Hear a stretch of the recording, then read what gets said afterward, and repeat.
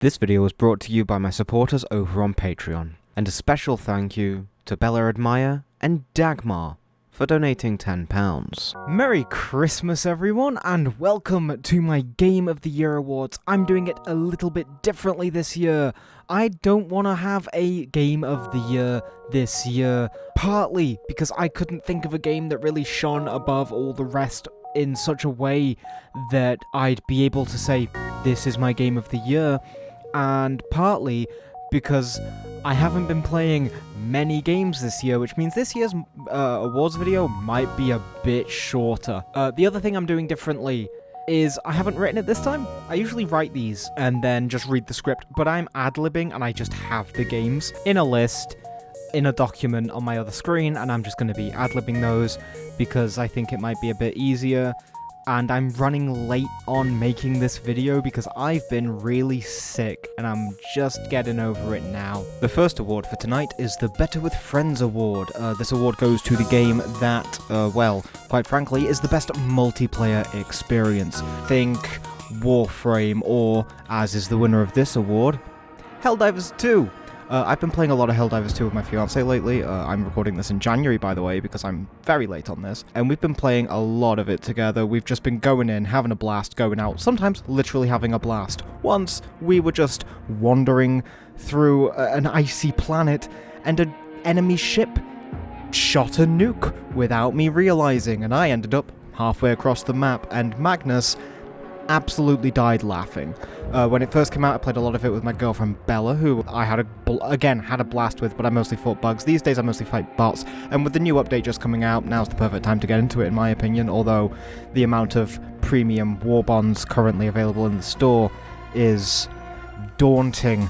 The next award is the Best DLC award, and as it sounds, this award goes to the game that got the best DLC. Well, no, it doesn't go to the game, it goes to the DLC. You know what I mean. I know what I mean, and that's good enough. Fuck you, we're not friends.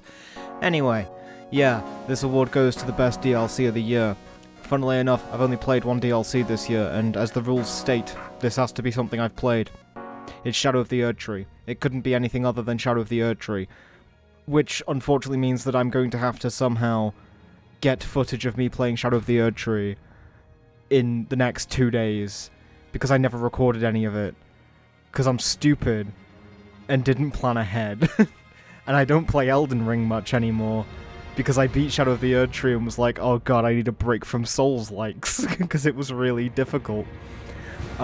It's a massive difficulty brick wall from the base game, and it actually was a really good time for that exact reason.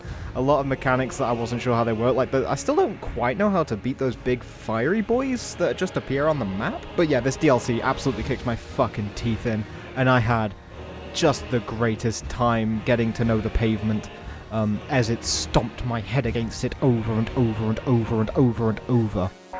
The next award is a returning award, the New Kid on the Block.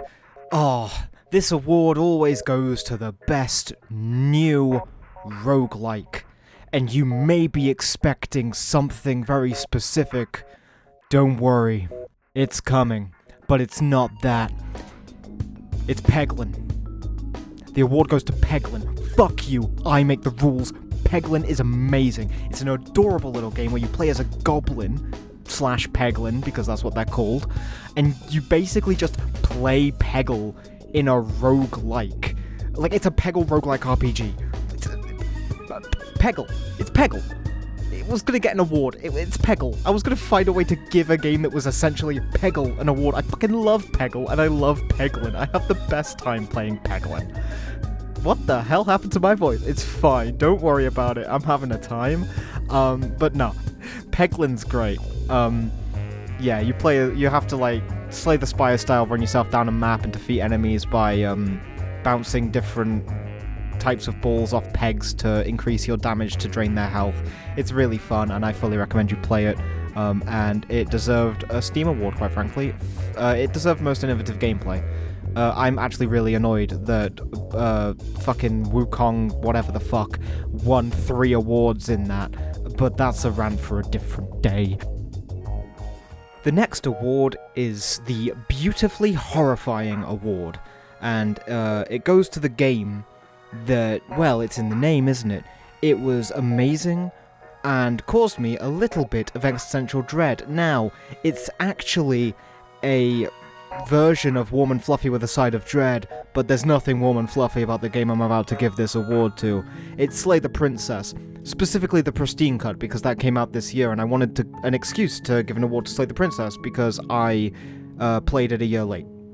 Quite frankly, I just played it late, and didn't get to give it an award last year, so I'm giving it an award this year. Slay the Princess is brilliant. It's one of the best visual novels I've ever played, and it is a visual novel, but it's also, in kind, an RPG. Your choices shape your character and the princess. They shape both, and I can't talk much about it without spoiling it, because going anywhere past you are a knight, there is a princess, you must kill the princess is a spoiler. Anything further than that spoils everything, because it's a lot, okay? It's a lot. But, and people who've played will know this, Sword Princess is one of the best things I've ever fucking seen, and I would, you know what I mean. This next award is just an excuse for me to talk about Persona. It's the best remake, and it's Persona 3 Reload. It's just an excuse for me to talk about Persona, because I fucking adore Persona, and I adore Persona 3. Ever since I played Portable, I've adored Persona 3, I adore Reload. I'm currently replaying it just to, because I played it when it released. I got Game Pass just to play it, but I purchased it on Steam along with Episode Aegis, and I'm replaying it just to play Episode Aegis, because I never got to play it. I only ever played Reload when it came out on Game Pass, so I never got to play Episode Aegis, or Aegis, or however the fuck you're meant to pronounce that beautiful robot's name.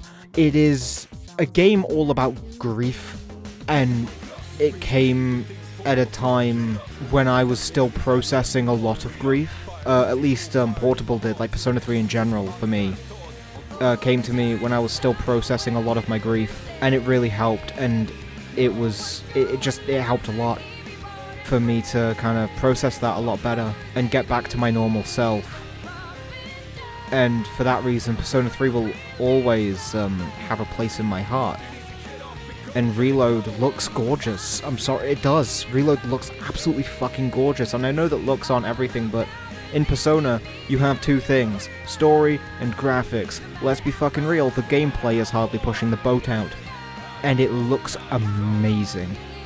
So yeah, that's my best remake, Persona 3 Reload, and honestly, there's a chance that if I'd played Episode Aegis in time, probably would have got best DLC as well, but I haven't played it yet, so I couldn't tell you. The next award is the Best Early Access Award, and you probably already know what game has gotten this award. If you know me, that is, or anything about me. Best Early Access, the criteria is just it has to have come into Early Access this year, or gotten a massive update, and it has to look like it's going to be finished and be receiving consistent enough content updates. And by consistent enough, I don't mean one a week, because that is the path to burnout. I mean like a couple a year. That's enough for me. That's consistent enough. Although, if a game's in early access, it should probably be released within a few years. Anyway, all that aside, it's Hades 2. Of course it's Hades 2. I fucking love Hades 2. I'm a sucker for Hades 2. I was a sucker for Hades. Honestly, you put Aphrodite's sprite in a game, I'm gonna play it. It could be a horror game. I'd still play it. She's hot. Hades 2 is basically just Hades 1, again, obviously, but with some really cool gameplay changes. Like, I adore the Hex system, where you hold buttons down to have different attacks with all your weapons. I think that's really good, where it drains your magic to use them, so you have to balance, and your build becomes more, do I want to be using a lot of weaker attacks, or do I want to be using my Omega attacks? You know, do I want to build up my magic, or do I just want to build up my damage that I can just chip away? It adds a lot of depth. I will say, I'm not too keen on there essentially now being a crafting system in Hades. The original Hades had a very bare bones resource mechanic where you needed different things for different upgrades, and it was manageable. Hades 2, I do feel a little bit overwhelmed sometimes, where I'm like, okay, I need this much moly, this much wormwood, this much Fated Silk, this much Nightmare, Sands of Time, whatever the hell. You know, it can get a little bit overwhelming. But all in all, the gameplay is solid, the loop is solid, and there's more content in the early access version of Hades 2 than there is in the finished version of Hades 1 at the moment. So, if you're a fan of Hades 1, there's no real reason to wait. You're already going to get more content than you got out of the first game in the second, in my opinion.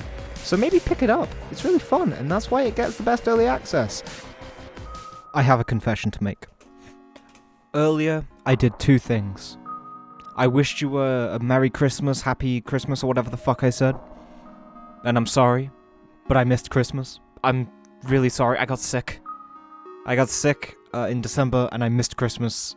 I wanted to get this uploaded on Christmas. I wanted to get back on track, but I failed, and for that I am truly sorry. I'm not really. If I'm sick, I'm gonna take a break. And two, I said there wasn't gonna be a Game of the Year, and I was gonna make a joke saying, "Ha, psych, I lied." But in reality, when I originally wrote this list, I didn't think there was going to be one, because I forgot about a game. I forgot about Tactical Breach Wizards. That's right, my Game of the Year is Tactical fucking Breach Wizards. I love XCOM style games in general, and the fact that the entire game is built around defenestration? Beautiful. A very Tom Francis thing to do, quite frankly. I adore that. The characters are so fucking human. Like, Mike Bithell eat your heart out levels of human. I love them. I was rooting for them the entire time. I was rooting for the main villain somehow, because she was like mustache-twirlingly evil, but she was still so goddamn human and a little bit relatable. I quite liked her. And the way the plot spirals and spirals and spirals from, this is okay, to, like, oh, there's a few weird things going on, to, let's take over a country and start a rebellion. Like, what the fuck, dude? What the fuck, Tom Francis? Having to connect everything together with red string, brilliant touch, really made me feel like a wizard detective. I was honestly just, by the end I was having the best time. Throughout the entire thing I was having the best time. I go back and play user-made levels still. It feels good to play. The good thing about Tom Francis games is usually the movement, but in this it's how every attack, every move, everything has momentum. And it's brilliant. It feels punchy and sharp, and everything I do feels cheeky. God, I love Tactical Breach Wizards. It deserves Game of the Year. Thank you so much for joining me this year. I'll see you when the next video comes out, which hopefully, fingers crossed, should be next week.